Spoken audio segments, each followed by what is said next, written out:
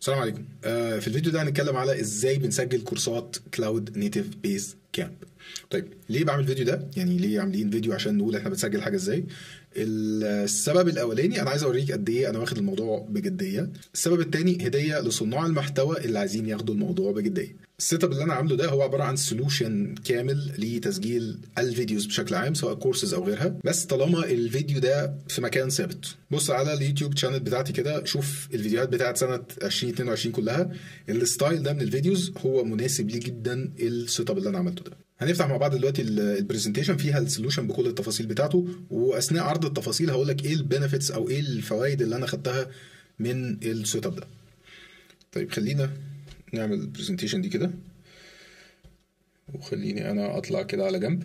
How are courses recorded for Cloud Native Basecamp؟ طيب اول حاجه لو مش عارف، فكلاود نيتيف بيس كامب هي منصه لتعليم السوفت وير انجينيرنج والديفوبس. منصه لسه في مرحله اسمها الام في بي اللي هي مينيمم افيلبل برودكت، عليها كورس واحد فقط، وكورس مهم جدا مش كورس صغير، كورس الجوريزمز اناليسيس اند ديزاين. لكن دي البدايه، ان شاء الله يبقى عندنا اكتر من كورس. ده الموقع بتاعها لو مش باين اهو، تمام. وده المنصه دي الواجهه الرئيسيه. خلينا نكمل. اللي انت شايفه ده السولوشن بتاعي بالكامل. ده دياجرام بيوضح ايه اللي انا بستخدمه بالظبط في تسجيل الفيديوز. كل اللي انت شايفه ده هنتكلم في تفاصيله دلوقتي ما عدا اللابتوبس هي اي لابتوبس مش فارقه، بس هي كل الصور اللي انت شايفها دي هي صور البرودكتس الحقيقيه اللي عندي. نبدا بالاضاءه الرئيسيه. لو خدت بالك في البرزنتيشن دي او في الصوره دي، عندي هنا المين لايت. دي المين لايت اللي بنتكلم عليها. المين لايت اللي هي قدامي هنا كده بالظبط، دي اللي منوره الصوره بشكل سليم. المين لايت دي لو طفيناها، يعني لو انا جيت مثلا عملتها كده، بص الصوره بقت عامله ازاي. في اضاءه تانية بس هي دي النور الاساسي كله يعني. المين لايت هنا جودكس اف في 150. هقول لك اف في ده بتاع ايه، بس انت اي 150 من جودكس اس ال او غيره، اس ال 2 اس ال 1 ايا كان طالما 150 هو ده انسب مين لايت لنوعيه الفيديوز اللي احنا بنعملها دي. 150 ده بيعبر عن قدره هذا الجهاز بالوات وليس شده الاضاءه. شده الاضاءه بتقاس بوحده ثانيه اللي هي اللومينستي، بتبقى بالالافات، كام الف كده. طيب ال 150 واط في منه اقل من كده وفي منه اكتر من كده، في 200 في 300 في 400، في حاجات بقى اللي هي بتاعه السينما بتخش في الالف. في اقل من 150 اللي هو في 60 مثلا، وده شائع. لكن ال 150 هو انسب حاجه تحطها قدامك. انا بيني وبينه حوالي متر ومشغله على 70% كده، تمام قوي. طيب انا ليه مشغله على 70%؟ طب ما اجيب حاجه اقل او اضعف. لا، الاقل او اضعف ده لو جيت اشغله على 100% هيبقى تعبان، يعني هيبقى تعبان وهو شغال ويسخن جامد، والمروحه بتاعته تشتغل كتير على طول، فهتعمل قلق وتعمل نويز، وهو نفسه هيبقى عرضه للخطر. غالبا في الاجهزه دي بنجيب حاجه ونستخدم نسبه اقل من 100% من الحاجه اللي احنا بنستخدمها. زي ما بنعمل عندنا في السيرفرز كده، لما بنيجي نشغل سيرفر بيبقى فيه ليميت. السيرفر لو عدى مثلا 80% بنبدا نعمل زي الارم او اليرت، احنا كده بندوس على السيرفر فبنبدا ناخد اجراء. فبرضه نفس الحكايه بالنسبه لمعدات التصوير، انك تضغط عليها 100% ده في خطوره برضو على المعده اللي انت شغال بيها. ده المين لايت ممتاز جدا. الاف في مختلف ايه عن الاس ال؟ الاف في هو شغال كده ايه، دبل ايجنت هو شغال فيديو كونتينيوس سلايد، اضاءه مستمره، وفي نفس الوقت شغال فلاش فوتوغرافي. بما ان انا اصلا بصور فوتوغرافي او كنت بصور فوتوغرافي، فده بالنسبه لي اكتر من ممتاز. ده حاجتين فوق حاجه يعني. فانت مش محتاج الفوتوغرافي اللي هو فلاش ثابت، هات واحد اللي هو مختلف اللي هو الاس ال. طيب مع الجودكس لازم في حاجه اسمها لايت موديفاير. اللايت موديفاير اللي انا بستخدمه اسمه دوم، وده مش البراند. الدوم ده الهيئه، الفورم فاكتور، وعليه الجريد السودا دي.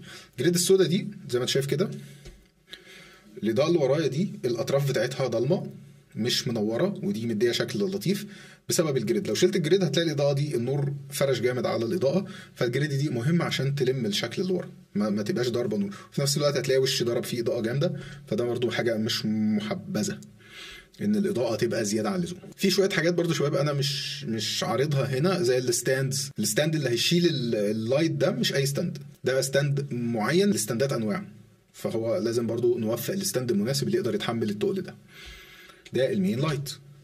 طيب عندي حاجه هنا اللي هي الباك لايت وفيل لايت في نفس الوقت. عندنا طريقه ستاندرد في التصوير سواء بتصور صور او بتصور فيديوز، وهي 3 بوينتس لايت. المين لايت والباك لايت والفيل لايت. الفيل لايت ده المفروض ان هو يملى الظل اللي هيجي على الوش هنا، والباك لايت المفروض ينور الجسم من ورا، السبجكت من ورا اللي هو انا دلوقتي السبجكت، انا المفروض ابقى منور من الكتف هنا او من الشعر. فانا مش مستخدم 3 بوينتس، انا مستخدم 2 بطريقه تويستد شويه. الباك ده شغال الاثنين، شغال باك وفيل في نفس الوقت. انا مستخدم حاجه اسمها فالكون اي ار اكس اي تي ان تي دي، ودي فليكس رول. هو رول زي ما انت شايف كده اللي هو دي الاضاءه، تمام. ودي بقيه الكنترول بتاعها بيشبك فيها، وده الباور اللي بيروح على الكهرباء، ودي شويه بس ايه كليبسات كده بتشيلها يعني. هي صغيره جدا وملمومه جدا وعليها السوفت بوكس بتاعها. هي 60 واط. هي مش مناسبه قوي انها تبقى مين لايت، عشان تبقى مين لايت هضطر اقربها جدا، ممكن تبقى نص متر، وفرشه الاضاءه بتاعتها بالنسبه انها مين لايت مش عجباني قوي. الستروب الكبير ده الفرشه بتاعته احلى بكتير منها، فهي حلوه كالفيل لايت. هتلاقي في اضاءه هنا، هي دي اللي عاملاها. طيب ده باك لايت جودوكس سي ال 10. ده منور الخلفيه ورايا بس مش دلوقتي. في بعض الفيديوز هتلاقيها كانت مقسومه نصين، اضاءه هنا واضاءه هنا، مش في الكورسات. انا ما استخدمتوش في الكورسات الصراحه، انا استخدمته في الشانل في اليوتيوب. جودوكس سي ال 10 ده ار جي بي. ار جي بي يعني بيدي لك كميه الوان كتير كتير، مش شرط خالص يكونوا ال 16 مليون لون، لا هو يعني مثلا هو اليونت الواحده جايه بريموت زي ده، تمام. الريموت ده بري ديفايند فيه شويه الوان، وكمان ممكن تقعد تزود وتنقص، بيديك كميه الوان كتير قوي، في شويه افكتس متحركه وكده، بس انا ما بستخدمهاش.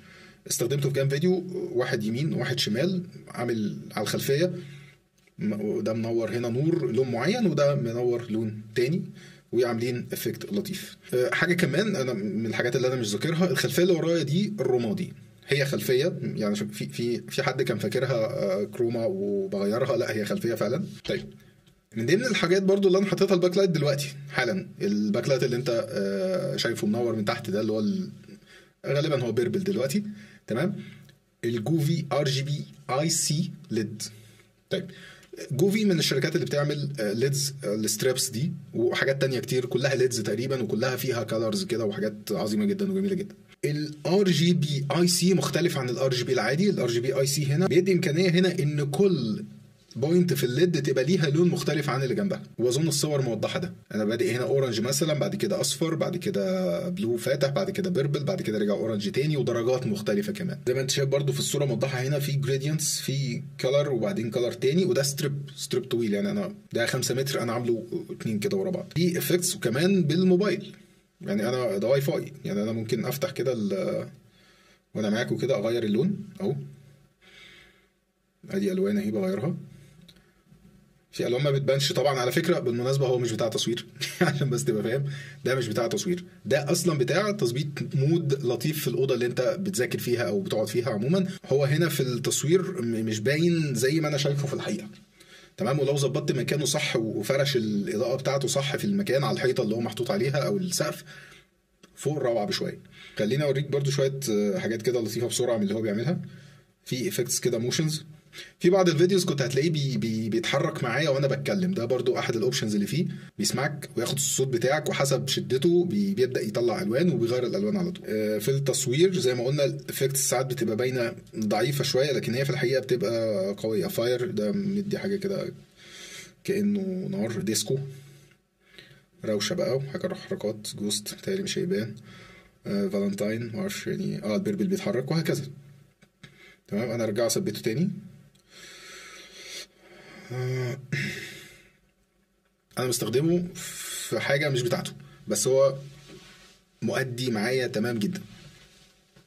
المايك دي في مايك دي 3 برو. المايك ده خلينا بيشتغل برضو حاجه كده اللي هي دبل ايجنت هو شغال بوم مايك، الشوت جان مايك، وشغال للدي اس ال ار اون توب اوف كاميرا، يعني مش شرط دي اس ال ار ميرورلس او غيرها يعني، بس هو بس هو ينفع يبقى شغال مع الكاميرا.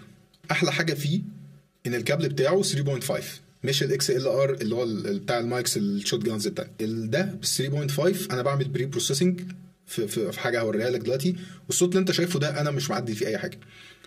انا مظبط بلجنز حاجه زي الايكولايزرز مثلا والليميترز والكلام ده بتقوم بالشغل وهي بتسجل، بعد التسجيل انا ما بجيش ناحيه الصوت. المايك ده لطيف وممتاز، هو زيه زي اي شوت جان، لازم تبقى بتتكلم دايركت. لو انا نزلت شويه او طلعت شويه تبدا تحس ان في الصوت جاي من مكان تاني، في صدى صوت. وده في بعض الفيديوز كانت كده، المايك كان بيبقى نازل وانا مش واخد بالي. المايك بالمناسبه هو قدامي، انا عندي بلو يتي ده اسطوره، وتقريبا احسن مايك ممكن تستعمله في حياتك، بس هو كبير ويو اس بي، هو مش ولا 3.5 ولا اي حاجه، يو اس بي، لازم اسجل بشكل منفصل. انا هنا بسجل كل حاجه مع بعض. طيب الكاميرا اللي انت شايفني منها دلوقتي، الكاميرا دي نيكون دي 7200. الكاميرا دي كاميرا اسطوره، يعني هي في حد ذاتها كده اسطوره، وانا جايبها في عزها، جايبها من كام، من 2016 تقريبا، حاجه زي كده، تمام. وهي معايا من ساعتها، وانا كنت جايبها بهدف تصوير فوتوغرافي، وكنت بنزل بيها رحلات وبطلع بيها صحراء، ويعني بنبص بنطلع بيها جبال، وكانت بتسد معايا زي الفل. انا جايب لها بطاريتين، واحده سبير، ومع ذلك كان ممكن اطلع رحله يومين البطاريه الاولانيه هي القايمه بالواجب، وما غيرتش البطاريه خالص. كاميرات الميرلس النهارده حاول تطلع بيها رحله كده، بعد ساعتين ثلاثه هتلاقي البطاريه فضيت ومحتاج تحط لها بطاريه جديده. دي كانت وحش بمعنى الكلمه. الاوتو فوكس بتاعها كان غير طبيعي في الوقت اللي هي فيه. طبعا دلوقتي في حاجات مش عايز اقول احسن، بس في حاجات ممكن تكون احسن، بس طبعا كل حاجه بفلوسها يعني بحسابها. تمام. اكيد لو انا بجيب كاميرا النهارده جديده مش هرجع ورا قوي كده، مش هجيب الدي 7200. بس طالما انا عندي دي 7200 هستغلها، ومفيش اي داعي خالص ان انا اغيرها باي حاجه من الجداد. انا عارف طبعا لو جيت انت دلوقتي دخلت عملت سيرش على ايه احسن كاميرا لليوتيوب هتلاقيها سوني A7 مارك 3 او 7S كمان مارك 3. عشان نكون واضحين مع بعض، كل الكاميرات دي كاميرات تصوير فوتوغرافي. النيكون الدي 7200 الكلام ده كله، كل الميرورلس الجديد اللي طالع، كل السوني الاي 7 مارك 2 7 اس، كل الكلام ده اصلا كاميرات تصوير فوتوغرافي مع امكانيه تسجيل فيديو. في فرق ماشي. في كاميرات بقى بتاعت فيديو اللي هي فاكر كنا بنمسكها كده، دي بتاعت فيديو وفيها امكانيه تصوير فوتوغرافي. كل الكابابيلتيز بتاعت الكاميرا او الفورم فاكتور بتاع الكاميرا موجه ناحيه فانكشن رئيسيه، وفي فانكشنز ثانيه ثانويه. الكاميرات دي الكاميرا الفانكشن الاساسيه بتاعتها هي الفوتوغرافيا وليس الفيديو. لو عايز كاميرات فيديو فانت عايز حاجه اسمها سينما كاميرا، وسينما الكاميرا دي الصراحه بفلوس مش طبيعيه. السينما كاميرا دي بمئات الالوف بلا مبالغه، او ساعات في حاجات الكبيره قوي بتوصل لملايين. فعشان كده كحل اقتصادي اليوتيوب او اي حد بيصنع محتوى ايا كان بيلجأ انه يصور بالكاميرات بقى دي اس ال ار او الميرورلس اللي هي بتاعه الفوتوغرافيا. بس ان الكاميرا الفوتوغرافيا توصل تبقى 100,000 جنيه كمان، لا احنا كده دخلنا في منطقه مش مقابل، يعني مش قيمه مقابل سعر خالص. فبالتالي لا، انا ارجع اجيب حاجات قديمه ما عنديش مشاكل طالما بتطلع لي جوده صوره ممتازه. وبالمناسبه الفرق في جوده الصوره هيعمل لك احباط. يعني لو انا عندي كاميرا زي النيكون دي 7200 وجيت اشتريت السوني الاي 7 اس وبقارن بين جودتين جوده الصوره بتاعت الاثنين، هيجي لي احباط. تمام. يفرق فيه بقى شويه اوبشنز زياده. نظام الاوتو فوكس فيها جبار بتاع السوني بلا مبالغه، لكن انا هنا شغال زي ما انت شايف كده، انا في مكان مقفول محدد، كل حاجه هنا ما بتتحركش من مكانها. الكاميرا معموله مانيوال فوكس، يعني انا حتى مش محتاج اوتو فوكس. يعني لو الاوتو فوكس بتاع الكاميرا دي، وهو كويس بالمناسبه، بس طبعا مش زي السوني عشان اكون واضح، السوني حاجه في ليفل تاني خالص. انا قافل الاوتو فوكس ومظبطه مانيوال ومظبط الحدود، انا عارف انا هقف فين. يعني انا مش بعرض منتجات، يعني انا بتكلم وبعمل برزنتيشنز، تمام. فانا مش محتاج الاوتو فوكس في حاجه، انا عارف حدود الفوكس بتاعتي فين. انا تقريبا حدود الفوكس بتاعتي المنطقه اللي هي الديبس اوف فيلد بتاعي حاجه بتاعت 40 سم هنا كده، وانا واقف وسطيهم دلوقتي في بتاع 15 سم قدام و15 سم ورا. فانا ايه، مظبط نفسي وانا ظابط الدنيا. انا عارف انا لما باجي المس المكتب ده المكان المناسب للفوكس بتاعي. لو جيت طلعت شويه كده هتلاقي بص ايدي بدات تبقى اوت اوف فوكس، لو رجعتها ورا شويه هتبقى اوت اوف فوكس. فانا مظبط وقفتي. بالمناسبه ده ستاند ديسك، ده ديسك واقف، انا بسجل وانا واقف. انا ما بسجلش في الكاميرا نفسها، يعني الكابابيلتيز بتاعه التسجيل بتاعه الكاميرا هنا انا ما بستخدمهاش. اولا زيها زي 99% من الكاميرات تسجيل الفيديو فيها ليميتد 20 دقيقه او 30 دقيقه، دي 20 دقيقه. فانا لازم كل 20 دقيقه اروح افصل الكاميرا واروح اشغلها تاني عشان اكمل تسجيل، وده مش هينفع في نوعيه التسجيل اللي انا بسجلها. الحاجه الثانيه، التسجيل الفيديو بيسحب من البطاريه اكتر بكتير من التصوير الفوتوغرافي. فانا لو بسجل سيشن طويله في كورس فانا هحتاج كميه بطاريات كتير قوي تكون معايا، وعلى طول بقى قاعد بشحن. فطبعا الطريقه العاديه التقليديه في التسجيل غير مناسبه. انا استغليت هنا ايه، استغليت هنا اوبشن اللي هو HDMI اوتبوت. الكاميرا دي ممكن اشغلها واخليها تخرج اللي هي شايفاه HDMI، هاخد انا بقى اللي هي خرجته ده واتصرف انا بيه بقى، وده اللي هنشوفه في بقيه السيشن. العدسه المستخدمه هي ال 35 1.8، عدسه فوق الرائعه. اولا هي برايم لينس، عدسه ثابته 1.8 تقريبا، ده من احسن الابريتشرز اللي ممكن تشتغل بيها، وان كنت انا ما بشتغلش بال 1.8، انا عاملها على 2.2 وساعات اكتر كمان. 1.8 الدبس اوف فيلد بتاعي هيبقى قليل جدا، فهبقى محصور. يعني لو انا طلعت 2 سم كده ولا 2 سم كده هبقى اوت اوف فوكس او هبقى فلو. 35 ليه مش مصور زي اليوتيوبرز كده اما بيجيبوا حاجه وايد قوي كده وتلاقيه رفيع في وسط الصوره وجايب المكان كله؟ دي صوره مشوهه. يعني معلش انا دارس تصوير من سنه 2000 تقريبا، فدي بتبقى صوره ارتستيك او صوره مشوهه، يعني حاجه من الاثنين، يا صوره باظت يا صوره اصلا هي بطبيعتها ارتستيك ففيها حاجه، او اركتكتشر. عايز اجيب مكان واسع وانا في مكان ضيق، فمقبول ان انا استخدم عدسه وايد قوي زياده عن اللزوم. 35 على الكروب، الكاميرا دي كروب بالمناسبه، وده موضوع ممكن لو عايزين نتكلم فيه لوحده، الكروب والفول فريم والميديم فورمات والكلام ده. العدسه 35 على كاميرا كروب بتدي لك فيو فيلد زي اللي انت بتشوفه بعينك، فبالتالي السبجكت اللي انت بتتفرج عليه، البني ادم اللي واقف قدامك ده صورته مش مشوهه، ولا هو وشه عريض ولا هو وشه رفيع، صورته سليمه كانه واقف قدامك بيتكلم معاك. فبرضه اختيار العدسه ده مش عشوائي. وال 1.8 مش 4 او 5.6 والحاجات اللي هي اللي اتقال عليها يعني ضيقه شويه، اللي ما بتدخلش اضاءه كافيه. الرقم كل ما بيكبر كل ما ده معناه ان العدسه ضيقه في ادخال الاضاءه ليها. ده هيخليني اكتر الاضاءه دي. الاضاءه دي مش هتبقى كافيه لو انا اشتغلت بعدسه مش 1.8 5.6 مثلا، هضطر ان انا ازود الاضاءه دي اجيب اخرها، وممكن ال 150 ما ينفعش، واضطر اجيب حاجه اكبر 200 او 300 عشان اعرف ادي كميه اضاءه كبيره للفتحه العدسه الصغيره دي. الرقم الصغير ده هو بيتوه غالبا، بس الناس اللي دارسه تصوير عارفه الرقم الصغير ده معناه ان العدسه زي حدقه العين كده بتوسع قوي عشان تلم ضوء جامد. باور ادابتور ده احد السولوشنز اللي استخدمتها عشان احل مشكله البطاريات اللي انا هستخدمها. دورت على باور ادابتور ولقيته، طبعا جبته من بره، ما لقيتوش هنا الصراحه. في حاجات كتير بالمناسبه هنا هي جايه من بره، وبره ده في دول مختلفه، مش كل حاجه جايه من بره واحد، لا جايه من كذا بره يعني. تمام. ده ادابتور زي ما انت شايف كده، في حاجه شبه البطاريه دي، شبه بطاريه الكاميرا، وبيدخل مكان البطاريه والباقي ده بيروح على كهرباء، فانا كده ضامن ان انا الكاميرا شغاله معايا طول ما انا عايزها. الكيبورد والماوس برضو من الحاجات اللي انا كنت محتاجها، لان انا بتعامل مع اكتر من جهاز، فانا عندي الطقم ده. والطقم ده الصراحه هو عندي من قبل ما ابدا اصور، لان انا كنت بشتغل كده على اكتر من جهاز، فانا كنت عايز كيبورد وماوس واحده يتنقلوا بين جهازين او 3 بالكتير، فلقيت الطقم ده فاستعملته. فهو دلوقتي من الحاجات اللي قدامي دلوقتي اهو، الحاجات الاساسيه معايا في الشغل برضو.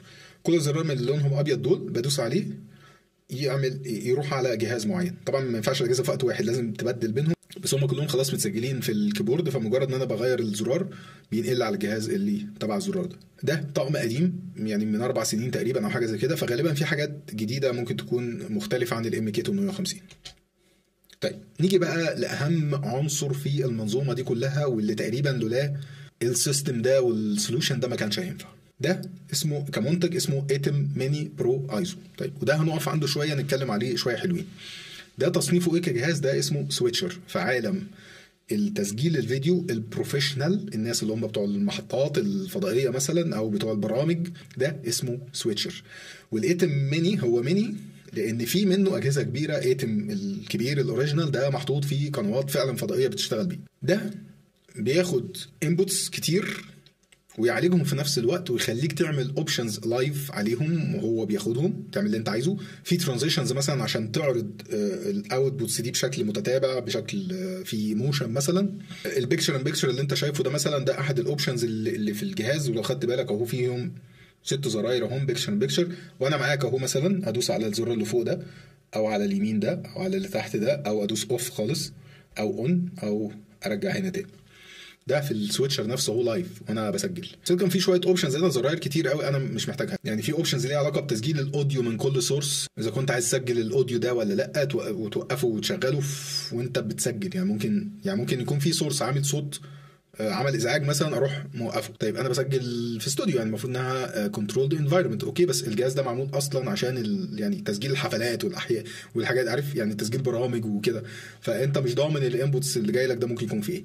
فانا بالنسبه لي اغلب الزراير الصراحه ما بعملش بيها حاجه. الايتم ميني هو في انواع كتير، في ميني بس وميني برو وايزو، وفي حاجه اسمها اكستريم. الاكستريم ده بيبقى 8 مداخل مش 4. الفرق بين الميني والبرو والايزو الثلاثه دول الفرق بينهم مش قليل. يعني الميني العادي الاولاني ما بيسجلش، ما بيعملش ريكورد، لايف بس. يعني انا ممكن اطلع منه لايف، اطلع لايف على الفيسبوك بقى، اليوتيوب، او اودي الاوتبوت اللي جاي منه ده على اجهزه تانية. الاجهزه التانية دي تتولى التسجيل بقى وتشوف انت هتعمل فيها ايه. اوكي. الميني برو بقى فيه تسجيل. الميني برو ايزو، كلمه ايزو دي بقى عملت ايه بقى؟ كل التسجيل اللي انا بسجله ده بيطلع في شكل بروجكت لدافينشي ريزولف، طبعا الابلكيشن الجامد بتاع الفيديو اديتنج. خد انت بقى البروجكت ده وشغله دبل كليك كده، هيفتح معاك في دافينشي ريزولف. هتلاقي كل الفيديوز اللي اتسجلت منفصله، تقدر تعدل فيها بشكل منفصل. يعني اللي انت شايفه ده مثلا ده فيديو صغير ليا اهو، وفيديو كبير للبرزنتيشن. في الحقيقه هو هيسجل الفيديوهين بحجمهم العادي وهيحطهم في البروجكت بتاع الايزو ده اللي هو البروجكت بتاع الدافينشي. لو عايز لو عايز الغي البيكتشر اعكسها هعكسها، لو عايز اكبر تاني زي ما انا عايز هعمل. تمام. انما في حاله مثلا البرو الاولاني اللي هو مش ايزو، التسجيل خلاص اتعمل زي ما انت شايفه كده، مفيش اي ايديت تقدر تعمله في تغيير الفيديوهات، لان هو مسجلهم كلهم از فيديو واحد فقط، مفيش لايرز، هو خلاص فيديو لازق في بعضه. عايز تيديت انت تعمل كات مثلا، تغير الالوان براحتك، انما الفيديو الرئيسي اللي تحت ده متسجل لوحده؟ لا، مش متسجل لوحده. ده بديل لحاجه صغيره كده اسمها كابتشر كارد، كان حاجه زي اليو اس بي كده، تحط فيها اتش دي ام اي ويبقى يو اس بي، وتقدر تسجل الاتش دي ام اي اللي جاي لك على اي لابتوب او اي حاجه. ده الايزو تحديدا هو 4 كابتشر كاردز مش واحد، مع ان البرو والميني اللي قبليه اللي هو اللي قبل الايزو هم 4 مداخل بس كلهم رايحين لكارت واحد. هنا لا، هم 4 كروت فعلا، في الايزو ده في 4 كروت فعلا. طيب انا قلت لك هنقف هنا شويه لان في سوفت وير كمان معايا، بس انا مش حاطه على البرزنتيشن. السوفت وير ده انا مظبط فيه البري بروسيسنج بتاع الصوت، ان هو زي ما انت شايف هو ليه مدخل مايك، 2 مايكس كمان مش مايك واحد. فكل مشاكل الانفايرمنت اللي انا فيها معالجها في الكام بلجن اللي شغالين على السوفت وير ده. انا ما بعملش اي بوست بروسيسنج سواء في الصوت او في الكلر، كل اللي انا بعمله شويه كاتس. يعني ايه؟ يعني ممكن وانا بسجل دلوقتي طياره معديه فهقف استنى الطياره تعدي بعدين اروح قاصص. تمام. انا غلطت في حاجه، جيت اقول اتم ميني برو ايزو، ايزو برو اتم مش عارف ايه، غلطت في حاجه، فدي بروح قاصصها في الايديت بتاعي. انما الالوان اللي انت شايفها دي هي الالوان اللي انا بسجلها على طول. الصوت اللي انت شايفه ده خلاص احنا قلنا بري بروسيسنج ايه، بيتعالج وهو بيتسجل. عشان التصوير ده كان ليه اصول، زي ما احنا يعني بنعمل سوفت وير وبنقول السوفت وير ليه اصول، برضو التصوير ليه اصول. التصوير يعني 80% اضاءه والباقي شويه قواعد بقى وشويه سيتنجز وشويه تكنيكال وحاجات تانية كده، والكادر طبعا الكومبوزيشن بتاع الكادر والحاجات دي. انما الصوره التمام هي 80% اضاءه.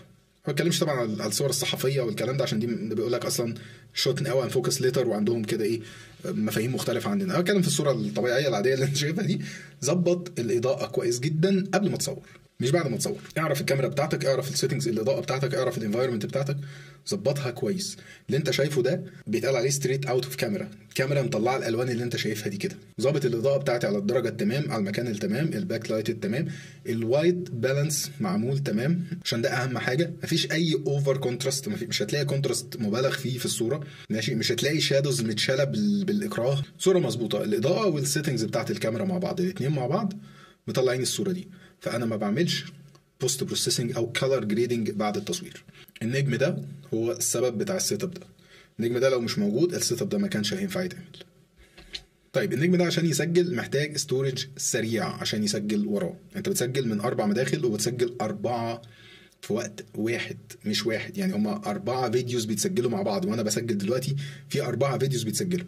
ففي 4 كابتشر كارد عاملين يعملوا بروسيسنج ان باراليل مع بعض، وبيبعتوا على الاستورج ده في نفس الوقت. يعني الفيديو اللي انا بسجله ده بيطلع حوالي 25 جيجا داتا، فبيتكتبوا بشكل لايف ان ريل تايم. تمام. ولو حصل مشكله في اثناء التسجيل الجهاز بيقعد يعمل فليكر كده، فلاش على الزرار بتاع الريكورد، بفهم منه انه بيعاني في الكتابه. طيب كينجستون اس اكس 2000 ده تقريبا اسرع ديسك لقيته اثناء ما انا كنت بعمل السيت اب بتاعي ده. تمام. وزي ما انت شايف كده هو بيدعم سرعات لغايه 20 جيجا بت بير سكند لليو اس بي 3.2 جين 2 اكس 2. واليو اس بي حوارات يعني انا شخصيا بطلت اتابعها. انا في يوم من الايام كنت شغال اصلا في الهاردوير، فالحاجات دي انا كنت متابعها وحافظها كويس قوي، لكن اليو اس بي سلك مسلك كده الصراحه اللي هو لا مش هتابعك، مش هعرف يعني، شكرا. زي ما انت شايف الاسامي بتاعته كلها كده ايه، بقت جين 2 اكس 1 ويو اس بي 3.2 ومش عارف جين اكس 1 ايه، فخلاص يعني الدنيا باظت خالص. اسرع سرعه دي هي في اليو اس بي اللي انت شايفه اللي فوق ده. الجهاز ده مش بيسبورت السرعه دي، الجهاز ده اصلا في الاول واحده اللي تحت دي اللي هي الصغيره اساسا. طب ليه جبت ده لما هو اصلا الجهاز مش بيطلع السرعه دي؟ دي قاعده عامه كده في اي ستورج، هات دايما اكتر من اللي انت محتاجه عشان هو مش هيدي لك الارقام اللي مكتوبه دي اساسا. هل اداؤه معايا كويس؟ اداؤه معايا زي الفل. الفليكرز ده ساعات بيحصل لما بيسخن زياده عن اللزوم. يسخن زياده عن اللزوم دي الصراحه لسه مش عارف سببها ايه، بس انا مثلا بريكورد بقالي اكتر من نص ساعه هنا ما سخنش، ساعات بيسخن في 10 دقائق، ممكن يكون عيب توصيلات، بس يعني سو فار هو مأدي معايا زي الفل. اتش دي ام اي كيبلز. طب الكيبلز دي بقى، يعني انا وانا بشتري الكيبلز دي اكتشفت اكتشافات. مش كل الاجهزه اي كيبل بينفع معاها، ما تسالنيش ليه. انا الطبيعي ان انا كنت بجيب كابل اتش دي ام اي واربطه باللابتوب مثلا او باي حاجه وبيشتغل. لا هنا لقيت حوارات، خصوصا مع الكاميرات. يعني مع الكاميرا، في الكاميرا مش قابله كل الكابلات، هي قابلت السوني ده. السوني ده هو اللي راكب فيها دلوقتي، تمام. والاتش بي ده بقى ده ممتاز شغال معايا في اي حاجه. فدول نوعين انا مجربهم تمام وزي الفل. وامازون اللي هو البيزك امازون ده برضه شغال معايا كويس. فما تجيبش اي كابلات عشوائيه كده. الجاتو ستريم ديك ميني ده حاجه كده نايس تو هاف الصراحه، هو مش حاجه مانداتوري خالص في السيت اب ده، بس هو حاجه يعني. الستريم ديك دي اعتبرها كيبورد اضافيه بس فيها شويه ماكروز. كل زرار من دول لما بتدوس عليه بيعمل حاجه في اللابتوب، وهو بينتجريت مع ال 8 ميني برو. فانا ممكن ال 8 ميني برو في حاجه اسمها ماكروز لكل الاوبشنز اللي عنده، ممكن اخليها تتعمل في شكل ماكرو زي ما احنا في السوفت وير كده بنعمل سكريبت يوتوميت كام حاجه ورا بعض. هو الماكرو ده كده هو سوفت وير، يعني ممكن اكتب له كود على فكره بالمناسبه، ودي حاجه جميله. بسجل كل الخطوات ورا بعض كده واخليها على زرار من دول، فانا بدوس على الزرار يعمل لي كل الخطوات دي مره واحده. ده نايس تو هاف. طيب انا كده خلصت كل الاساسي في السيت اب ده. في شويه حاجات صغيره كده ما جبتش سيرتها، بس ده الاساسي اللي عندي في السيت اب ده. ودي الصوره النهائيه. طبعا المونيتور يعني ما اتكلمش عنها لان المونيتور يعني تمام. بس الفكره ان الجهاز ده وهو بيسجل دلوقتي لازم بيطلع اوتبوت، هي اوبشنال، بس انا وانا بسجل لازم ابص عليها ولازم ابقى شايف انا بسجل ايه، وانا اصلا وانا بشرح دلوقتي بص عليها، فيعني لازم تبقى موجوده بالنسبه لي يعني. بس ده السولوشن اللي انا عملته عشان اقدر ادخل اوضه التصوير دي. الاوضه دي بالمناسبه هي اوضه مستقله للتصوير، مجهزه فقط للتصوير، ما بتعملش فيها اي حاجه تاني، ما حدش بيدخلها لاي سبب. بدخل الاوضه، بفتح الكام مشترك اللي عندي، باور اون، كل الكلام ده بيشتغل، بدوس ريكورد، اخلص ادوس ستوب، افكك الهارد، انقله على اللابتوب، اعمل الكات بتاعي. وفي بعض الفيديوز بلا مبالغه خدتها من الهارد عملت لها ابلود. بس الكورس لا، الكورس كان لازم يتقطع عشان الكورس بطبيعته السيشن كبيره بطبيعتها. يعني السيشن بعد التقطيع في سيشنز بتوصل لساعه، فلو ما كانتش متقطعه كانت بتبقى ساعه وربع، ساعه ونص، فلازم اعمل الكات ده. بس مفيش اديت، ودي حاجه ممتازه. ايام ما كنت بعمل اديت كان اسجل الفيديو، اصلا تسجيل الفيديو كان مشكله. يعني الفيديو بقعد اسجله اولا ان انا افرد السيت اب اللي انت شايفه، مش ده، ان انا افرد اصلا الاضاءه والكاميرا فقط، ده كان حوار. افرد ولم دي مأساة لأي حد بيصور يوتيوب أكيد عارفها. فأنا كان لازم يبقى في أوضة أصلا مستقلة، الحاجة مفروضة فيها ما بتتحركش، كل السيتنجز ما بتتغيرش، ثابتة خلاص، ما فيش كلام. أنا مش مضيع وقت في إن أنا أقعد أسيت اب وأعمل سيتنجز. الحاجة التانية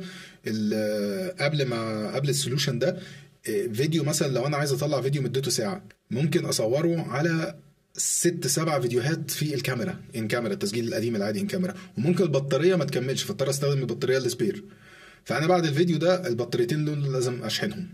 هات بقى الستة دول وتعالى حطهم، لا 6 دول لوحدهم من الكاميرا مع الفيديو اللي انا مسجله، طبعا السكرين بتاع اللابتوب، تمام، او لو 2 لابتوب ف2 سكرين، تمام، والمايك متسجل لوحده. هات بقى الكلام ده وتعالى اقعد بقى ايه، ركبه على بعضه واضرب الكلام ده في الخلاط واعمل ايديت. ده ممكن ياخد له يومين مثلا قاعد ايه بظبط الايديت ده. فانا خلصت من الموضوع ده الحمد لله. طيب انا الخطه ان انا هعمل كورسات كتير مش كورس واحد، فالكورس اصلا بطبيعته بياخد وقت كتير، فانا عشان اعمل 5-6 كورسات انا محتاج وقت كبير جدا عشان اعرف اعملهم. تخيل بقى ال5-6 كورسات دي لو بعملهم بالسيت اب العادي المعتاد الطبيعي بتاع التصوير والايديت مش هخلص.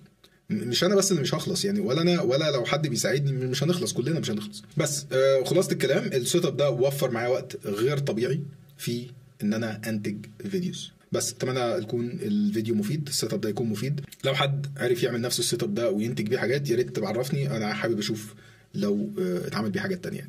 بس كده، يلا، السلام عليكم.